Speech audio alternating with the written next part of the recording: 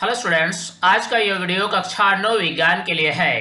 ये वीडियो विज्ञान का अध्याय 2 यानी क्या हमारे आसपास के पदार्थ शुद्ध हैं से संबंधित है। आज की इस वीडियो में पूरे चैप्टर को हम स्टेप बाय स्टेप और बारीकी से समझेंगे। इस प्रकार ये वीडियो आपके लिए काफी हेल्पफुल होने वाली है। इस वीडियो को आप लास्ट तक जरूर देखें। आइए वीडियो हम शुरू करते हैं। शुद्ध और अशुद्ध पदार्थ क्या होते हैं? इस चैप्टर में सबसे पहले हमें समझना है किस तरह के पदार्थ को हम शुद्ध पदार्थ कहेंगे और किस तरह के पदार्थ को हम अशुद्ध पदार्थ कहेंगे। सबसे पहले हम जानेंगे आम लोगों के अनुसार शुद्ध पदार्थ क्या होते हैं। फिर हम जानेंगे कि वैज्ञानिकों के अनुसार शुद्ध पदार्थ क्या होते हैं। एक साधारण व्यक्ति के लिए शुद्ध पदार्थ का अर्थ है वह पदार्थ जिसमें कोई मिलावट न हो। एक साधारण लोगों के लिए जो शुद्ध पदार्थ होते हैं, उनके विचार से ऐसे पदार्थ को शुद्ध पदार्थ कहा जाता है जिसमें कोई मिलावट ना हो। कुछ खाद्य वस्तुओं के डिब्बों के ऊपर अक्सर शुद्ध शब्द लिखा होता है, जैसे कि शुद्ध नमक, शुद्ध घी, शुद्ध दूध इत्यादि। इस तरह के खाद्य पदार्थों के डिब्बों पर हम अक्सर शुद्ध शब्द लिखा हुआ देखते हैं। लेकिन अब हमें यह जानना है कि क्या वास्तव में ये सारे पदार्थ शुद्ध पदार्थ हैं या नहीं। शुद्ध और अशुद्ध पदार्थ को समझने के लिए हम वैज्ञानिक दृष्टिकोण अपनाएंगे। वैज्ञानिकों के अनुसार हम जानेंगे किस तरह के पदार्थ को शुद्ध पदार्थ कहा जाता है और किस तरह के पदार्थ को अशुद्ध पदार्थ कहा जाता है। जैसा कि हम जानते हैं कि पदार्थ अत्यंत सूक्ष्म कणों से निर्मित होते हैं और ये कण अत्यंत ही छोटे होते हैं। वैज्ञानिकों के अनुसार जो शुद्ध पदार्थ होते हैं उसके अवयवी कण बिल्कुल एक जैसे होते हैं, लेकिन अशुद्ध पदार्थ में जो अवयवी कण होते हैं ये दो या दो से अधिक प्रकार के होते हैं। इस चित्र के जरिए हम समझने का प्रयास यह करेंगे कि वैसे पदार्थ जिसके प्रत्येक कण बिल्कुल एक जैसे होते हैं उन्हें हम शुद्ध पदार्थ कहेंगे, और जिसके कण दो या दो से अधिक प्रकार के होते हैं उन्हें हम अशुद्ध पदार्थ कहेंगे। पदार्थों की शुद्धता को समझने के लिए अब हम कुछ उदाहरण का उपयोग करेंगे।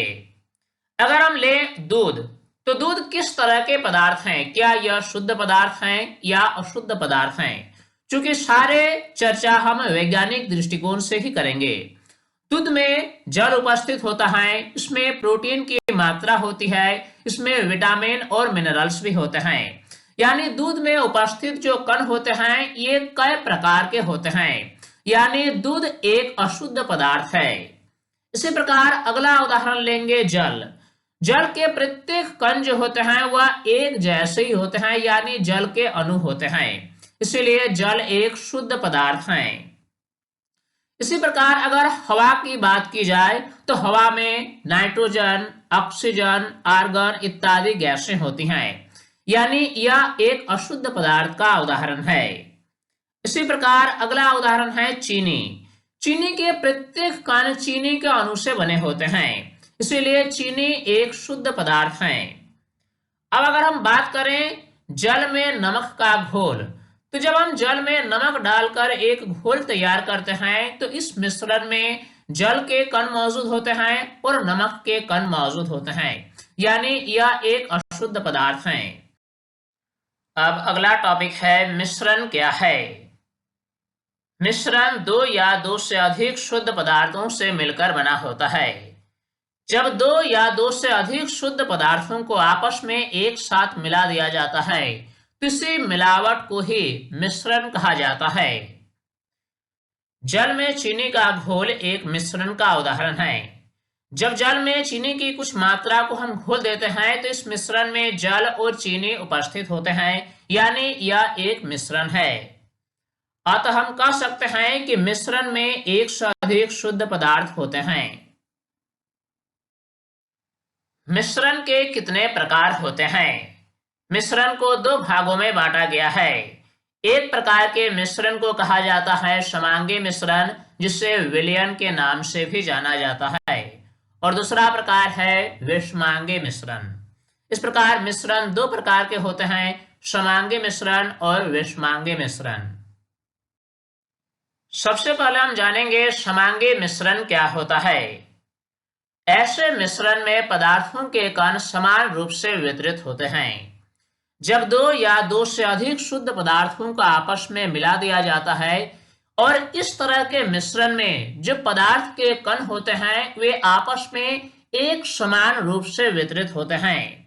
अगर हम उदाहरण की बात करें तो जल में चीनी का घोल एक समांगी मिश्रण का उदाहरण है, क्योंकि जल के अणुओं के साथ जो चीनी के अणु होते हैं ये एक दूसरे के साथ समान रूप से वितरित होते हैं और इस तरह के मिश्रण को समांगी मिश्रण कहा जाता है। इसी प्रकार अगला उदाहरण है जल में नमक का घोल। जब हम जल में नमक को घोलते हैं तो इसमें जो मिश्रण हमें प्राप्त होती है इस मिश्रण में भी अवयवी पदार्थ के कण समान रूप से वितरित होते हैं, अर्थात यह भी समांगी मिश्रण होता है। जल और चीनी के घोल का स्वाद सदैव समान रहता है। जब हम जल और चीनी के मिश्रण को एक घोल के रूप में बनाते हैं तो इसकी स्वाद हर जगह पर एक जैसा रहता है।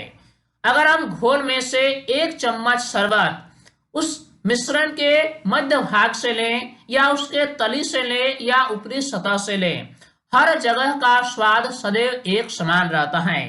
कारण क्या है कि पदार्थ के जो कण होते हैं ये समान रूप से वितरित होते हैं, अर्थात हम कह सकते हैं कि ऐसे मिश्रण में जो पदार्थ के कण होते हैं वे एक समान रूप से वितरित होते हैं। यह दर्शाता है कि विलयन में चीनी और जल के कण संपूर्ण मिश्रण में समान रूप से वितरित होते हैं। समांगी मिश्रण को विलयन भी कहा जाता है। मिश्रण का अगला प्रकार है विषमांगी मिश्रण। ऐसे मिश्रण में पदार्थों के कण असमान रूप से वितरित होते हैं।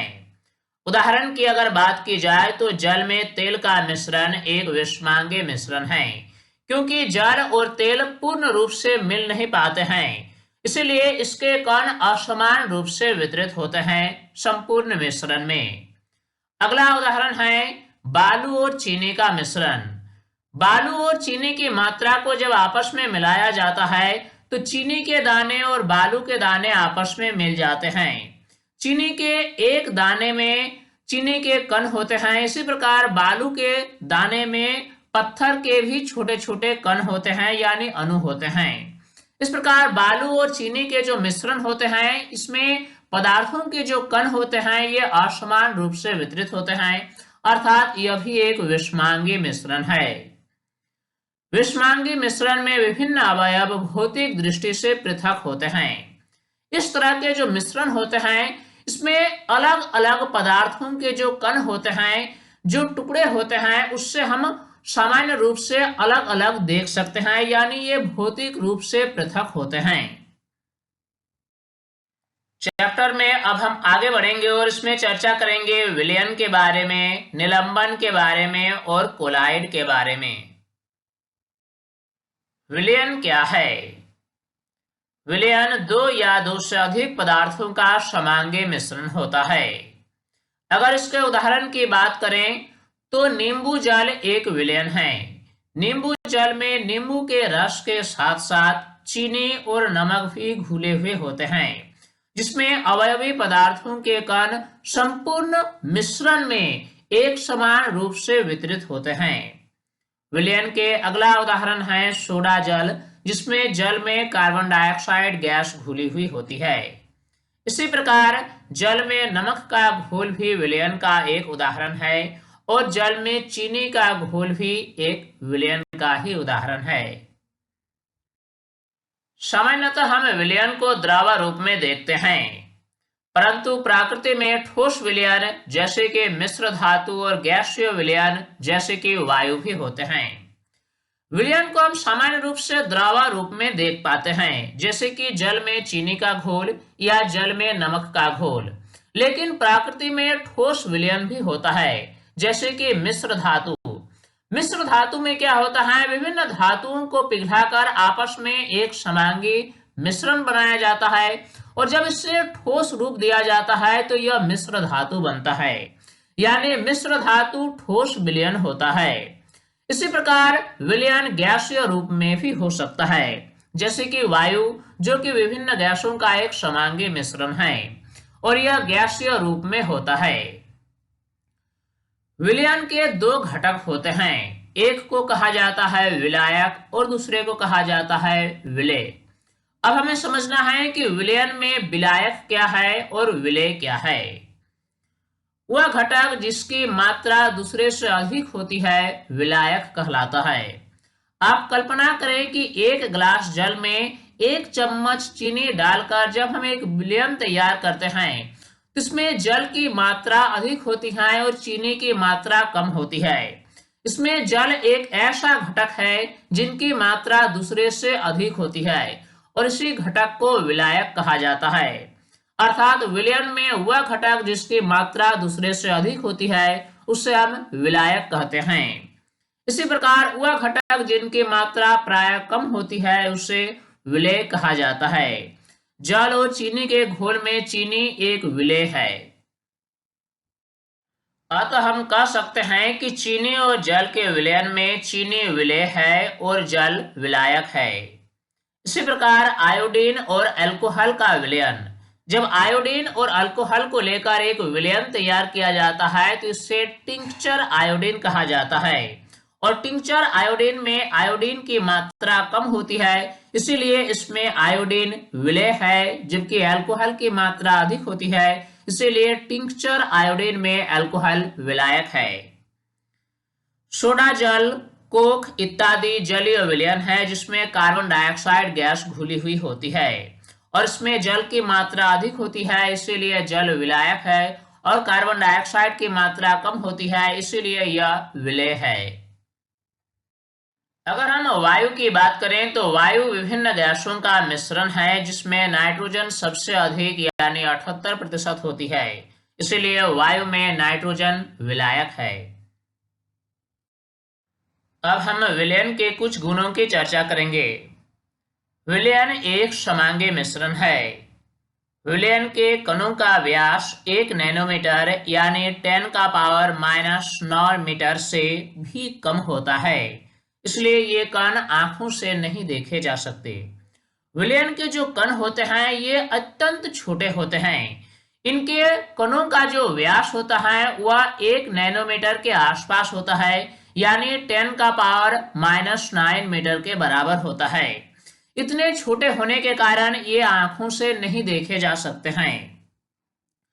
विलयन के कण गुजर रही प्रकाश की किरण को फैलाते नहीं हैं, इसलिए विलयन में प्रकाश का मार्ग दिखाई नहीं देता।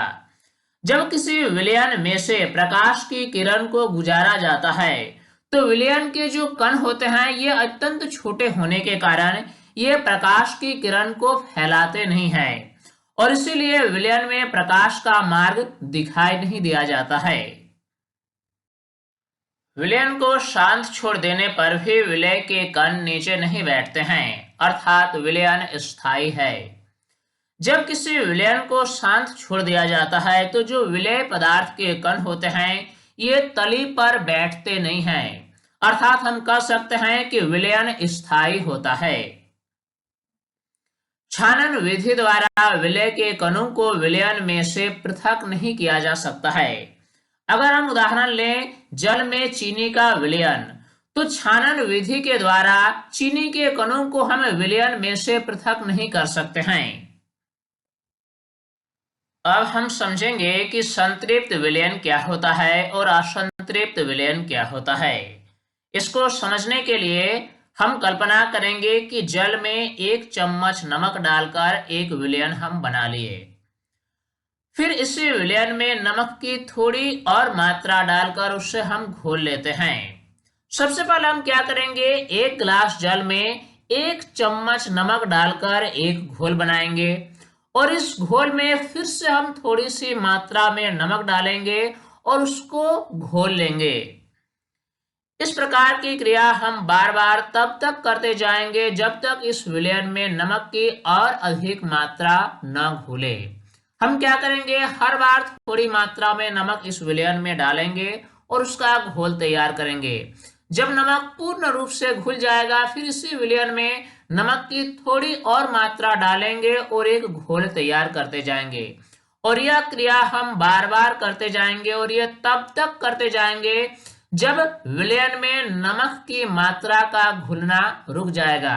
यानी एक समय ऐसा आएगा कि हम नमक तो डालेंगे, लेकिन इसको जब हम घोलने की कोशिश करेंगे तो यह नमक उस विलयन में और नहीं घुलेगा। नमक की जो अतिरिक्त मात्रा होगी यह विलयन के तली पर उपस्थित होगी। दिए गए निश्चित तापमान पर यदि विलयन में विलय पदार्थ नहीं घुलता है तो उसे संतृप्त विलयन कहते हैं। चूंकि किसी पदार्थ की जो घुलनशीलता है वह तापमान पर निर्भर करता है। अगर हम तापमान बढ़ाएंगे तो और अधिक पदार्थ को घोला जा सकता है। अगर हम नमक और जल के उदाहरण लें तो हम कह सकते हैं कि किसी दिए गए निश्चित तापमान पर यदि विलयन इस स्थिति पर पहुंच जाती है कि और अधिक पदार्थ वह नहीं घोल पाता है, तो इस तरह के विलयन को हम संतृप्त विलयन कहेंगे। विलय पदार्थ की वह मात्रा जो इस ताप पर संतृप्त विलयन में उपस्थित है उसकी घुलनशीलता कहलाती है। अलग अलग पदार्थ की जो घुलनशीलता है वह अलग अलग है। यानी एक गिलास जल में अगर हम चीनी घोलेंगे तो चीनी की मात्रा कुछ और हो सकता है, और अगर हम उसमें नमक घोलेंगे तो नमक की अधिकतम मात्रा भी कुछ और हो सकती है। यानी अलग अलग पदार्थ की जो घुलनशीलता है वह अलग अलग है। तो हम कह सकते हैं कि विलय पदार्थ की वह मात्रा जो इस ताप पर संतृप्त विलयन में उपस्थित है उसकी घुलनशीलता कहलाती है। यदि एक विलयन में विलय पदार्थ की मात्रा संतृप्तता से कम है तो उसे असंतृप्त विलयन कहा जाता है। यानी ऐसा विलयन जिसमें और अधिक विलय पदार्थ की घुलने की क्षमता रखता है, यानी वह संतृप्त अवस्था में नहीं पहुंचा है, तो इस तरह के विलयन को असंतृप्त विलयन कहा जाएगा। अगला टॉपिक है विलयन की सांद्रता। विलयन में घुले हुए विलय पदार्थ की मात्रा को विलयन की सांद्रता कहते हैं। किसी विलयन में कितनी मात्रा में विलय पदार्थ घुली हुई है उसी की माप को विलयन की सांद्रता कहा जाता है। विलयन की सांद्रता को दर्शाने की 3 प्रमुख विधियां हैं। पहला है द्रव्यमान बटा द्रव्यमान प्रतिशत। अगर किसी विलयन में विलय पदार्थ की मात्रा और विलयन की मात्रा को द्रव्यमान के रूप में व्यक्त किया जाए तो इससे द्रव्यमान बटा द्रव्यमान प्रतिशत कहा जाएगा। इसी प्रकार अगर विलय पदार्थ की मात्रा को द्रव्यमान के रूप में व्यक्त किया जाए और विलयन की मात्रा को आयतन के रूप में व्यक्त किया जाए तो इससे द्रव्यमान आयतन प्रतिशत कहा जाएगा। और अगर विलय पदार्थ की मात्रा और विलयन यानी दोनों की मात्रा को आयतन के रूप में व्यक्त किया जाए तो इससे आयतन बटा आयतन प्रतिशत कहा जाएगा। पहली विधि है द्रव्यमान बटा द्रव्यमान प्रतिशत। इस तरह के विलयन की सांद्रता को हम इस सूत्र के द्वारा व्यक्त कर सकते हैं। विलयन की सांद्रता बराबर विलय का द्रव्यमान बटा विलयन का द्रव्यमान गुना 100। इस सूत्र के द्वारा हम विलयन की सांद्रता को ज्ञात कर सकते हैं। अगर किसी विलयन में विलय पदार्थ का द्रव्यमान दिया गया है और विलयन का द्रव्यमान दिया गया है तो इस सूत्र का उपयोग करके हम विलयन की सांद्रता को ज्ञात कर सकते हैं। अगली जो विधि है वह है द्रव्यमान बटा आयतन प्रतिशत। जब किसी विलयन में विलय पदार्थ का द्रव्यमान दिया हुआ रहे और विलयन का आयतन दिया हुआ रहे तो इस परिस्थिति में विलयन की सांद्रता निकालने के लिए हम सूत्र का प्रयोग करेंगे विलय का द्रव्यमान बटा विलयन का आयतन गुना 100, और इस प्रकार हम विलयन की सांद्रता को ज्ञात कर लेंगे। तीसरी विधि है आयतन बटा आयतन प्रतिशत। जब किसी विलयन में विलय पदार्थ का आयतन दिया हुआ रहे और विलयन का भी आयतन दिया हुआ रहे तो ऐसी परिस्थिति में विलयन की जो सांद्रता होगी उसके लिए सूत्र होगा विलय का आयतन बटा विलयन का आयतन गुना 100, और इस प्रकार विलयन की सांद्रता हम ज्ञात कर लेंगे। सांद्रता को समझने के लिए हम एक प्रश्न का सहारा लेंगे। प्रश्न यह है कि एक विलयन के 320 ग्राम विलायक जल में 40 ग्राम साधारण नमक विलय है। विलयन के सांद्रता का परिकलन करें। प्रश्न में दिया गया है कि 320 ग्राम जल में 40 ग्राम साधारण नमक को घोलकर एक विलयन तैयार किया गया है। हमें निकालना है कि विलयन की सांद्रता क्या होगी। इसके लिए हम क्या करेंगे, हम सूत्र लगाएंगे विलयन की सांद्रता बराबर विलय का द्रव्यमान बटा विलयन का द्रव्यमान गुना 100। इस प्रश्न में विलय का जो द्रव्यमान है यानी जो नमक का द्रव्यमान है वह है 40 ग्राम। इससे हम लिखेंगे बटा का चिन्ह लगाएंगे, विलयन का जो द्रव्यमान है उससे हम लिखेंगे। जैसा कि इस प्रश्न में बताया गया है कि जो जल का द्रव्यमान है वह 320 ग्राम है और जो नमक का द्रव्यमान है वह 40 ग्राम है, यानी विलयन का जो कुल द्रव्यमान होगा वह होगा 40 ग्राम प्लस 320 ग्राम और फिर इसको हम 100 से मल्टीप्लाई करेंगे। इस प्रकार बराबर हम लिख सकते हैं 40 ग्राम बटा 360 ग्राम गुना 100 और इसको जब हम सिंप्लीफाई करेंगे तो इसका वैल्यू आएगा 11.1%। इस प्रकार इस प्रश्न के द्वारा हमने ये समझा कि विलयन की सांद्रता क्या होती है। अब निलंबन के बारे में जानेंगे। निलंबन क्या है, इसको समझने के लिए निलंबन का एक उदाहरण लेते हैं। जल में मिट्टी का घोल। जब जल में मिट्टी की कुछ मात्रा लेकर उसको घोल लेते हैं तो हमें जो मिश्रण प्राप्त होती है इसे हम निलंबन कह सकते हैं। निलंबन एक विषमांगी मिश्रण है जिसमें विलय पदार्थ के कण घुलते नहीं बल्कि माध्यम में निलंबित रहते हैं। जब जल में मिट्टी को घोला जाता है तो मिट्टी के जो कण होते हैं ये माध्यम में घुलते नहीं है, जिस तरह चीनी जल में घुलते हैं या फिर नमक जल में घुलते हैं। इसमें मिट्टी के जो कण होते हैं वे माध्यम में निलंबित रहते हैं, अर्थात जल में मिट्टी का जो घोल है यह निलंबन का एक उदाहरण है। ये निलंबित कण आंखों से देखे जा सकते हैं। अगर हम निलंबन में निलंबित कणों को देखना चाहेंगे तो इससे आसानी से आंखों से देख पाएंगे, लेकिन विलयन की स्थिति में इससे हम आंखों से नहीं देख पाएंगे। अगर जल में हम नमक को घोलेंगे तो नमक के कण को हम आसानी से नहीं देख पाएंगे, लेकिन निलंबन में निलंबित कण को आसानी से देखा जा सकता है। अब निलंबन के कुछ गुणधर्मों के बारे में हम चर्चा करेंगे। निलंबन का पहला गुण यह है कि यह एक विषमांगी मिश्रण है। ये कण आंखों से देखे जा सकते हैं। ये निलंबित कण प्रकाश की किरण को फैला देते हैं जिससे उसका मार्ग दृष्टिगोचर हो जाता है।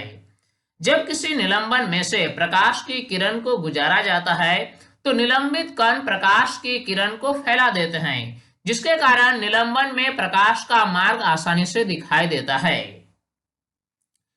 छानन विधि द्वारा इन कणों को मिश्रण से पृथक किया जा सकता है। शांत छोड़ देने पर निलंबन के कण नीचे बैठ जाते हैं, अर्थात निलंबन अस्थायी होते हैं। निलंबन का एक प्रमुख गुण यह है कि निलंबन को जब शांत छोड़ दिया जाता है तो जो विलय पदार्थ के कण हैं ये नीचे बैठ जाते हैं, अर्थात हम कह सकते हैं कि निलंबन अस्थायी होता है। अब हम कोलाइडल विलयन के बारे में चर्चा करेंगे। कोलाइडल विलयन क्या है, इससे समझने के लिए हम एक उदाहरण लेंगे और सबसे अच्छा उदाहरण है दूध। दूध एक कोलाइडल विलयन का उदाहरण है। कणों का आकार छोटा होने के कारण यह मिश्रण समांगी प्रतीत होता है, लेकिन वास्तविकता में यह विषमांगी मिश्रण है। अगर हम कणों के आकार की बात करें तो विलयन में जो विलय पदार्थ के कण होते हैं उससे बड़े आकार का कण होता है कोलाइडल विलयन में, लेकिन निलंबन में जितने बड़े कण होते हैं उतने बड़े ये नहीं होते हैं। यानी हम कह सकते हैं कि कोलाइडल विलयन में जो विलय पदार्थ के कण होते हैं ये मध्यम आकार के होते हैं, निलंबन के कणों की अपेक्षा छोटा और विलयन के कणों की अपेक्षा बड़ा। इस प्रकार यह कोलाइडल विलयन समांगी प्रतीत होता है, लेकिन वास्तविकता में यह समांगी नहीं बल्कि विषमांगी मिश्रण होता है। ये कण प्रकाश की किरण को आसानी से फैला देते हैं। अगर कोलाइडल विलयन में से प्रकाश की किरण को गुजारा जाए तो ऐसा देखा जाता है कि यह कोलाइडल विलयन के कण प्रकाश की किरण को आसानी से फैला देते हैं, जिसके कारण कोलाइडल विलयन के अंदर प्रकाश का मार्ग आसानी से दिखाई पड़ता है। इस चित्र को आप गौर से देखें। इसमें दो बीकर लिया गया है, एक में है विलयन और दूसरे बीकर में है कोलाइडल विलयन। दोनों विलयन में से जब प्रकाश की किरण को गुजारा जाता है तो ऐसा देखा जाता है कि विलयन के अंदर प्रकाश का जो मार्ग है यह दिखाई नहीं पड़ता है, लेकिन कोलाइडल विलयन के अंदर यह स्पष्ट रूप से नजर आता है कि प्रकाश का मार्ग क्या है। प्रकाश की किरण का फैलना टिंडल प्रभाव कहलाता है। जब किसी कोलाइडल विलयन में से प्रकाश की किरण को पास किया जाता है तो कोलाइडल विलयन के कण प्रकाश को फैला देते हैं और इसी के कारण प्रकाश का मार्ग आसानी से दिखाई पड़ता है और इसी परिघटना को टिंडल प्रभाव कहा जाता है। एक अंधेरे कमरे में छोटे छिद्र के द्वारा जब प्रकाश की किरण आती है तब वहां हम टिंडल प्रभाव को देख सकते हैं। टिंडल प्रभाव को देखने के लिए हम एक ऐसा प्रयोग भी कर सकते हैं। किसी रूम की सारी दरवाजे और खिड़की को हम बंद कर देंगे ताकि रूम में पूर्ण रूप से अंधेरा आए। अब खिड़की में एक छोटे से छेद रखेंगे और बाहर से प्रकाश की एक किरण को रूम के अंदर आने देंगे। ऐसी स्थिति में हम क्या पाएंगे कि जो प्रकाश की किरण अंधेरे कमरे में आती है, यह प्रकाश की किरण का मार्ग हमें कमरे के अंदर आसानी से दिखाई पड़ता है। कारण क्या है कि वायु में मौजूद जो छोटे छोटे कण होते हैं ये प्रकाश की किरण को फैला देते हैं, जिसके कारण कमरे के अंदर प्रकाश का मार्ग हमें आसानी से दिखाई पड़ता है। यानी इस स्थिति में भी हम टिंडल प्रभाव को देख सकते हैं। यह कमरे में मौजूद धूल के कणों के द्वारा प्रकाश के फैलने के कारण होता है। जब एक घने जंगल के आच्छादन से सूर्य की किरण गुजरती है तो वहां भी हम टिंडल प्रभाव देख सकते हैं। इस चित्र में टिंडल प्रभाव को दिखाया गया है। जब किसी घने जंगल में सूर्य की किरण जंगल के अंदर प्रवेश करती है तो इस स्थिति में भी हम टिंडल प्रभाव को देख सकते हैं। अब हम कोलाइड के कुछ गुणों पर चर्चा करेंगे। कोलाइड का पहला गुण यह है कि यह एक विषमांगी मिश्रण है। चूंकि कोलाइड में जो विलेय पदार्थ के कण होते हैं ये मध्यम आकार के होते हैं और ये भले ही समांगी प्रतीत होता है, लेकिन वास्तव में कोलाइड एक विषमांगी मिश्रण का उदाहरण है। ये कण आंखों से नहीं देखे जा सकते हैं। कोलाइड के जो कण होते हैं ये निलंबन की तरह इतने बड़े नहीं होते हैं, ये छोटे होते हैं, इसीलिए ये कण भी आंखों से देखे नहीं जा सकते हैं। ये कण प्रकाश की किरण को फैला देते हैं जिससे उसका मार्ग दृष्टिगोचर हो जाता है। अगला गुण यह है कि शांत छोड़ देने पर ये कण नीचे नहीं बैठते हैं, अर्थात कोलाइड स्थायी होते हैं। कोलाइड के जो कण होते हैं ये शांत छोड़ देने पर ये नीचे नहीं बैठते हैं। जैसे कि हम दूध में देख सकते हैं, अगर दूध को हम शांत छोड़ देंगे तो दूध के जो विलेय पदार्थ के जो कण हैं ये नीचे नहीं बैठेंगे, अर्थात कोलाइड जो हैं ये स्थायी होते हैं। छानन विधि द्वारा इन कणों को मिश्रण से पृथक नहीं किया जा सकता है, परंतु एक विशेष विधि जिसे अपकेंद्रीकरण तकनीक कहा जाता है के द्वारा पृथक किया जा सकता है। कोलाइडल विलयन परिक्षिप्त प्रावस्था और परिक्षेपण माध्यम से बनता है।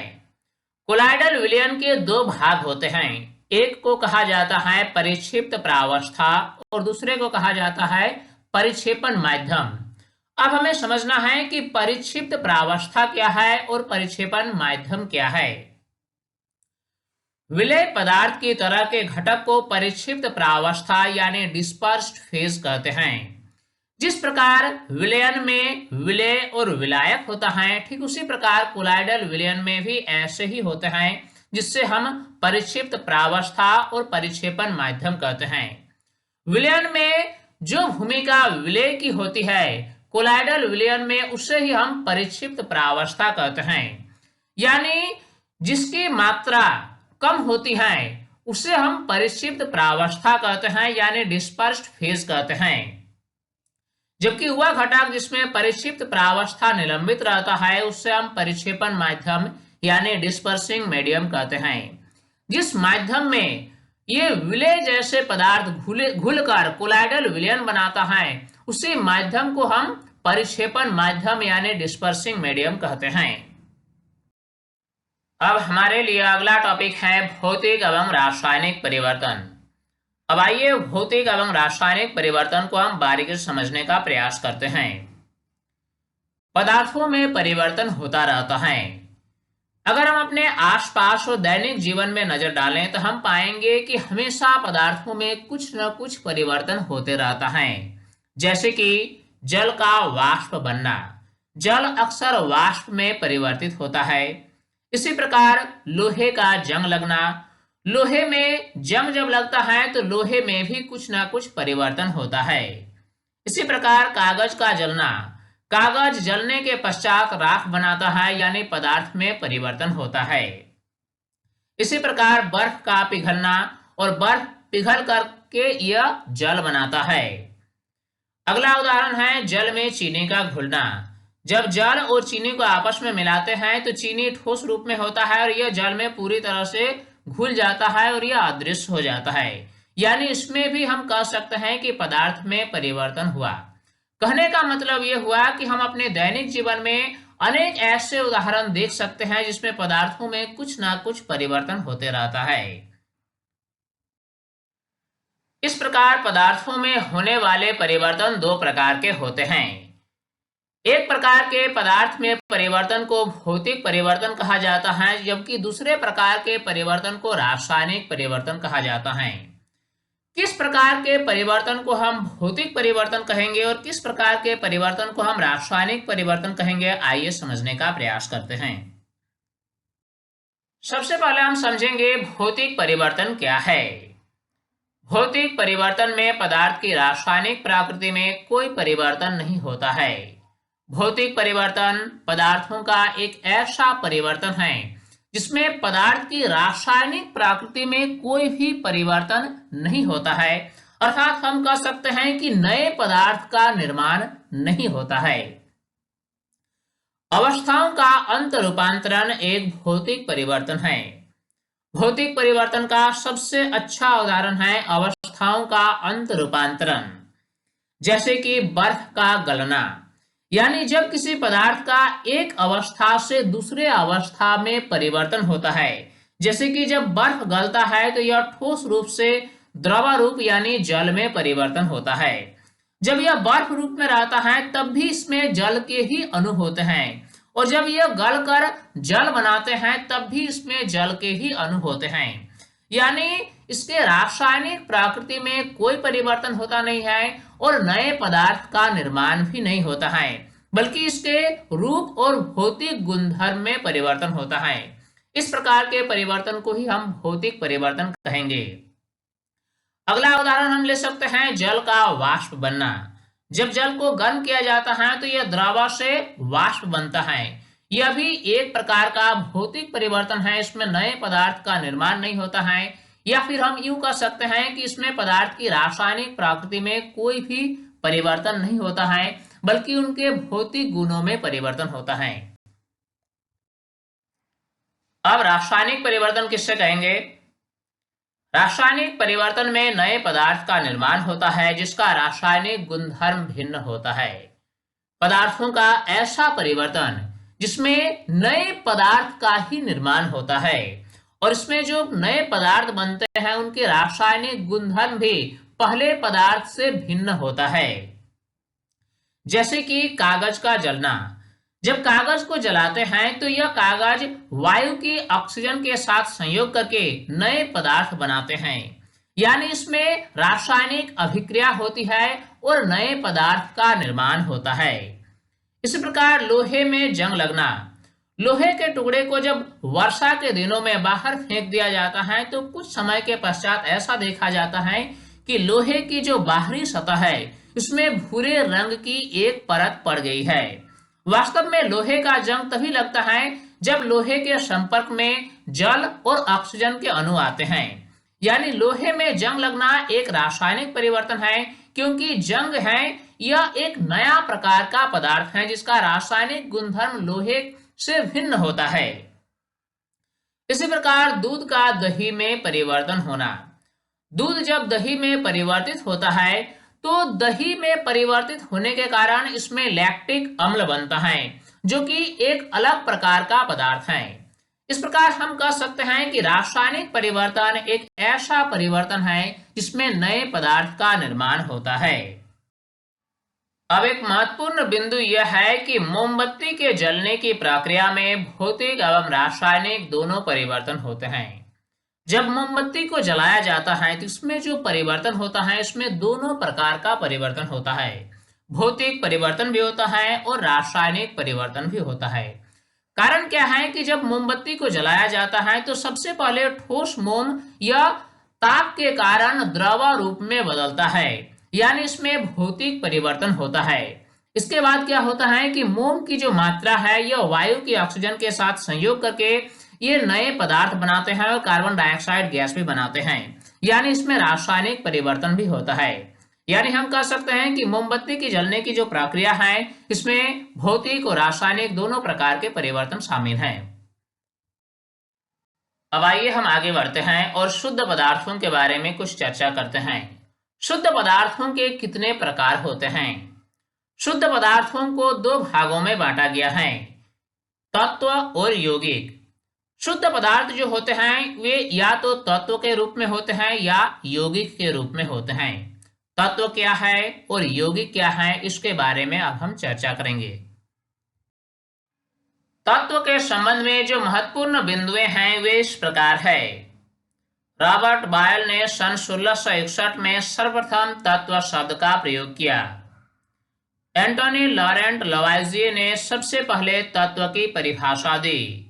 उनके अनुसार तत्व पदार्थ का वह मूल रूप है जिससे रासायनिक प्रतिक्रिया द्वारा अन्य सरल पदार्थों में विभाजित नहीं किया जा सकता है।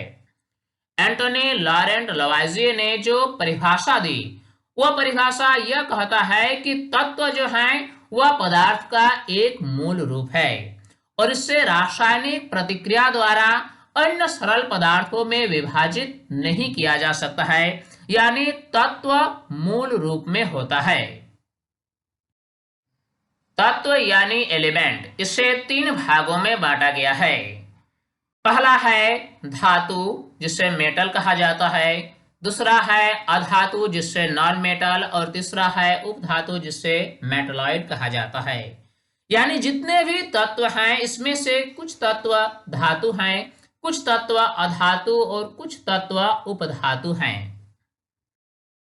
धातुओं में प्राय निम्नलिखित गुण पाए जाते हैं। ये चमकीली होती है। सामान्यतः अधिकांश धातुएं चमकीली होती है, जैसे कि सोना, चांदी इत्यादि। धातुएं ताप तथा विद्युत की सुचालक होती है। धातुएं जो होती हैं ये ताप को और विद्युत का चालन करती है, अर्थात ये ताप और विद्युत की सुचालक होती है। इनको तार के रूप में खींचा जा सकता है, अर्थात ये तन्य होती है। धातुओं की ये विशेषता है कि धातुओं को खींचकर उनके तार बनाए जा सकते हैं, यानी इन्हें तार के रूप में खींचा जा सकता है। धातुओं की इसी गुण को ही तन्यता कहा जाता है और इस गुण के कारण धातुओं को तन्य कहा जाता है। इनको पीटकर पतले चादरों के रूप में परिवर्तित किया जा सकता है, अर्थात ये आघातवर्ध होती है। धातुओं की एक और विशेषता यह है कि धातुओं को हथौड़े से पीटकर इनके पतले पतले चादर बनाए जा सकते हैं और धातुओं के इसी गुणधर्म को आघातवर्धता कहा जाता है और इसी गुण के कारण ही धातुएं आघातवर्ध होती है। ये प्रतिध्वनि पूर्ण होती हैं। जब धातुओं को ठोकर मारा जाता है तो इससे एक विशेष प्रकार की ध्वनि गूंजती है, अर्थात धातुएं प्रतिध्वनि पूर्ण होती हैं। मंदिर या स्कूल की जो घंटी होती हैं, जब इसको चोट किया जाता है तो इससे एक विशेष प्रकार की गूंजने वाली ध्वनि निकलती है। यह गुण धातुओं की ही होती है। धातुओं के उदाहरण इस प्रकार है, जैसे कि सोना, चांदी, लोहा, जस्ता, सोडियम, मैग्नीशियम, तांबा, एल्युमिनियम, पोटेशियम इत्यादि। पारा एक धातु है जो कमरे के तापमान पर द्रव अवस्था में होता है। कमरे के तापमान पर पारा द्रव अवस्था में होता है और यह एक धातु का ही उदाहरण है। अधातुओं में प्राय निम्नलिखित गुण पाए जाते हैं। ये ताप तथा विद्युत की कुचालक होती है। जो अधातुएं होती हैं ये ताप और विद्युत का चालन नहीं करती है, अर्थात ये कुचालक होती है। ये चमकीली, प्रतिध्वनिपूर्ण और आघातवर्ध नहीं होती है। जिस प्रकार धातुओं में ये गुण पाई जाती हैं, अधातुओं में ये सारे गुण नहीं पाए जाते हैं, अर्थात अधातुएं चमकीली नहीं होती है, प्रतिध्वनिपूर्ण नहीं होती है, आघातवर्ध नहीं होती है और तन्नफी नहीं होती हैं। अधातुओं के उदाहरण इस प्रकार हैं: hydrogen, oxygen, nitrogen, carbon, bromine, chlorine, iodine इत्यादि। कुछ तत्व धातु और अधातु के बीच के गुणों को दर्शाते हैं, जिन्हें उपधातु कहते हैं। उपधातु किस प्रकार के तत्व को कहते हैं? ऐसा तत्व जिसके जो गुण होते हैं वह धातु और अधातु के बीच वाले गुण को दर्शाते हैं। इस प्रकार के तत्व को ही उपधातु कहा जाता है। उपधातु का उदाहरण है सिलिकॉन, जर्मेनियम, बोरन इत्यादि। अभी तक ज्ञात तत्वों की संख्या 100 से अधिक है। इनमें से 92 तत्व प्राकृतिक हैं, जबकि शेष मानव निर्मित हैं। अधिकतर तत्व ठोस हैं। इनमें से 11 तत्व ऐसे हैं जो कमरे के तापमान पर गैसें हैं। 2 तत्व पारा तथा ब्रोमीन कमरे के तापमान पर द्रव है। गैलियम तथा सीजियम तत्व हथेली की गर्मी से ही पिघलने लगती है। गैलियम और सीजियम ऐसे मुलायम तत्व हैं जिसकी गलनांक बहुत ही कम होती है। ये मात्र हथेली की गर्मी पाकर ही पिघलने लगती है। अब यौगिक के बारे में चर्चा करेंगे। यौगिक भी एक प्रकार का शुद्ध पदार्थ है।